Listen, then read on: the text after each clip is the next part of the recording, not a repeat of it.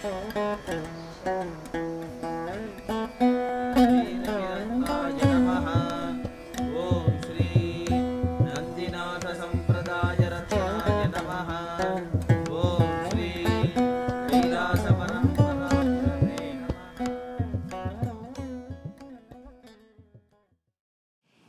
too often, Hindu concepts and practices are explained to children and youth as rules rather than as tools. Rules restrict what we can do in life and have the sense of making things less enjoyable. Kids especially rebel at too many rules. Tools, on the other hand, make them more effective and improve their quality of life. We can transform cumbersome rules into appealing tools by clearly explaining the processes involved in a practice or custom and the benefits it has to offer. The object is to catch the child's interest, to show how Hinduism will help her make spiritual progress and enjoy a happier and more successful life. It is inspiration, not rules, that drive people forward, and children are no different in this regard. Imagine a teenager challenging her parents about 3 family practices. Why are we vegetarian? Why do we need to go to the temple every week? Why can't I listen to hip-hop music like my friends do? Unfortunately, parents may not take the time to give thoughtful, complete answers to such questions, and instead take the easy route decreeing, "It's what our family has always done." Because many of their friends don't have to follow such a strict code of conduct, youth hearing this answer can easily conclude that Hinduism is just a set of rules that makes life restrictive and unhappy. Before answering these questions in a way that transforms them from rules into tools, let's review some basic concepts. These are what I call big ideas. The first big idea is that everything affects our consciousness.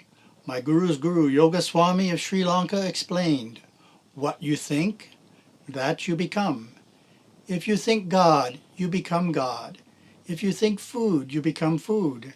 Everything influences consciousness." The second big idea is that each of us is a soul, a divine being, living in a physical body, and we have a threefold nature. At the deepest level, we are a pure, radiant, blissful soul. That is our spiritual or intuitive nature. We also have an intellectual nature and an instinctive nature. So we have 3 aspects: spiritual, knowing being, intellectual, thinking, and instinctive, feeling. The instinctive nature consists of our lower animal instincts, such as self-preservation, procreation, hunger, and thirst. It also includes the emotions of greed, hatred, anger, fear, lust, and jealousy. This is our desire, feeling nature. The intellectual nature is our faculty of reason and logical thinking. It is the source of discriminating thought. The intuitive nature is the mind of light, of omniscient knowing, omnipresent awareness, pure consciousness, truth, and love. This is our spiritual nature. Using this pair of big ideas, we are now ready to answer the 3 questions. Why are we vegetarian? In India, vegetarianism is well established, and not eating meat is seldom a target for criticism.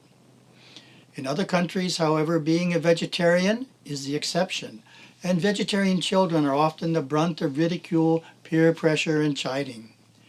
Adding injury to insult, in most school cafeterias and at social events, veggie options are meager, unimaginative, and unhealthy. There is practically nothing a vegetarian student can eat. Little wonder that children want to take the easy way out and abandon a vegetarian diet. However, there are compelling reasons for being a vegetarian. The main one is that eating meat affects their consciousness in a negative way, bringing them into the instinctive nature. Explain to children that if they want to live in higher consciousness, in their soul nature, in peace and happiness and love for all creatures, they cannot eat meat, fish, shellfish, fowl, or eggs. The reason for this is that by ingesting the grosser chemistries of animal foods, one introduces into the body and mind anger, jealousy, fear, anxiety, suspicion, and the terrible fear of death, all of which is locked biochemically into the flesh of butchered creatures. In other words, meat eating will strengthen their instinctive nature and make them more prone to these lower emotions. By eating meat, they will become angry more often and experience darker moods. My guru stated, vegetarianism is very important. In my 50 years of ministry, it has become quite evident that vegetarian families have far fewer problems than those who are not vegetarian. Children who are awakening to this understanding all over the world are becoming vegetarians all on their own. And these days, with a GPS-enabled iPad, a little research and creativity, vegetarian options can be discovered just about anywhere.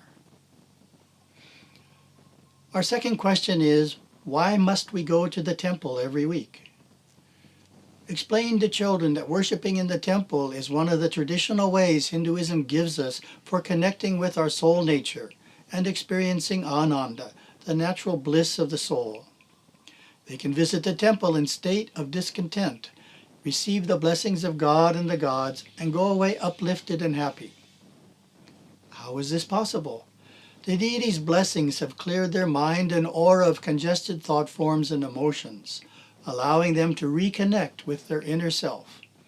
The blessings lift them out of their instinctive nature and soften their intellectual nature, bringing them into their spiritual nature. Once children catch the idea that temple worship is a great tool for stabilizing their emotions when they get upset, their reluctance to join the family will change. The temple will become important to them, not just to mom and dad. Temple worship will help them remain calm and centered, even in difficult circumstances. They will find that going in the right spirit is a way of pulling themselves back together. It is also a place for assuaging long-held hurts. Teach children to go to the temple and place their problems at the feet of the deity, to bring offerings and talk to the deity about their unhappiness, just as if they were talking to a friend in the physical world. There, with the deity, they will go through a deep inner process and receive blessings from the deity if they open themselves in the right way. They may find that when they leave the temple, they can't remember what the problem was. That's a sign of success. Of course, the benefits of attending a temple every week are not limited to times that they are emotionally upset. Even when everything is going well in their life, worshiping at the temple with sincerity and attentiveness takes them deeper into their soul nature. They will be more compassionate and understanding, better able to deal with the challenges that come to them in life. Once your child realizes that worship is a powerful Hindu tool and not just another adult rule, she will ask you to take her to the temple every week. Our third question is, why can't I listen to hip-hop music? Music, especially when listened to for extended periods, strongly influences our state of consciousness.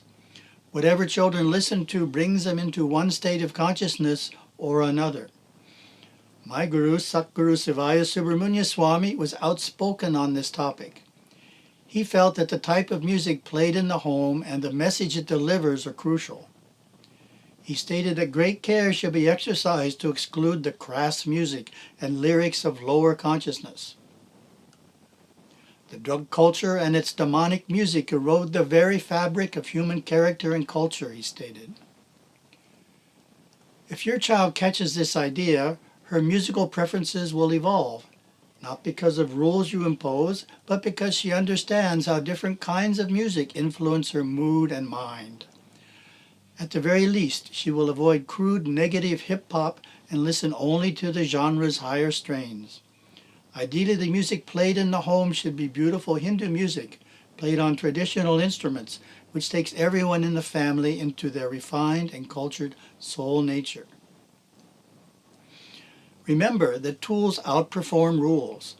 Taking time to give sensible answers to your child's questions about every Hindu practice is definitely worthwhile. Include in your explanation how the practice or restriction influences her consciousness. This will greatly increase the chances of her enthusiastically following the practice. And in some instances, your child will become inspired to urge other Hindu youth to give it a try as well.